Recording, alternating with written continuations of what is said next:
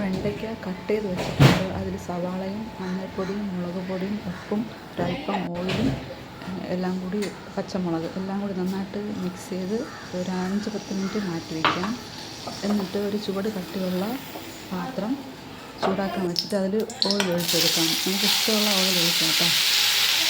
എന്നിട്ട് ഇതെല്ലാം കൂടി ചട്ടി നല്ലോണം ചൂടാൻ ശേഷം ഇത് ഇട്ട് കൊടുക്കാം.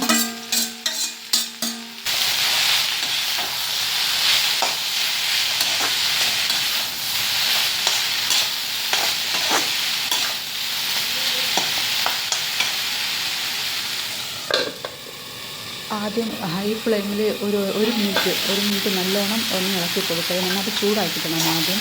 എന്നിട്ട് ഇത് ഒരു അര മിനിറ്റ് അടച്ച് വയ്ക്കും. എന്നിട്ട് വീണ്ടും ഇളക്കി കൊടുക്കാം.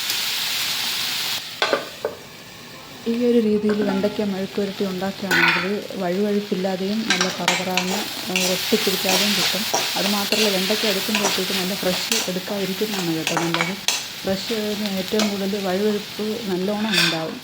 അപ്പം വാടുന്നതനുസരിച്ച് ഇതിൻ്റെ വഴുവഴുപ്പ് കുറഞ്ഞ് വരും. അപ്പം കടയിൽ നിന്ന് വാങ്ങിച്ചിട്ട് 2-3 ദിവസം ഫ്രിഡ്ജിൽ വെച്ചതിന് ശേഷം എടുക്കുകയാണെങ്കിൽ ഇങ്ങനെ വഴുവഴുപ്പ് ഉണ്ടാകത്തില്ല. ഇതുപോലെ അടച്ചും തുറന്ന് വെച്ച് ഇതുപോലെ തീ ഏറ്റവും അവസാനമാകുമ്പോഴത്തേക്ക് വെന്ത് വരുന്നതോറും അതിൻ്റെ തീ കുറച്ച് ഇട്ട് കൊടുക്കുക. ഇങ്ങനെ വേവിച്ചെടുത്താൽ മതി. അടിപൊളിയായിട്ട് കിട്ടും. ഇത് വീട്ടിലുണ്ടായതും പുറത്തുനിന്ന് വാങ്ങിച്ചതും കൂടെ ഒരുമിച്ച് ആണ് കേട്ടോ ഇത് ഉണ്ടാക്കുന്നത്. അപ്പോൾ ഇത് വീട്ടിലുണ്ടാക്കുന്നത് നല്ല അടിപൊളി ടേസ്റ്റാണ്. മാത്രമല്ല, വെണ്ടയ്ക്ക മെഴുക്കുവരട്ടിക്ക് ചൂട് കട്ടിയുള്ള പാനാണെങ്കിൽ നല്ല സൂപ്പറായിട്ട് കിട്ടും. അപ്പോൾ വീണ്ടും കാണാം. ടാറ്റാ.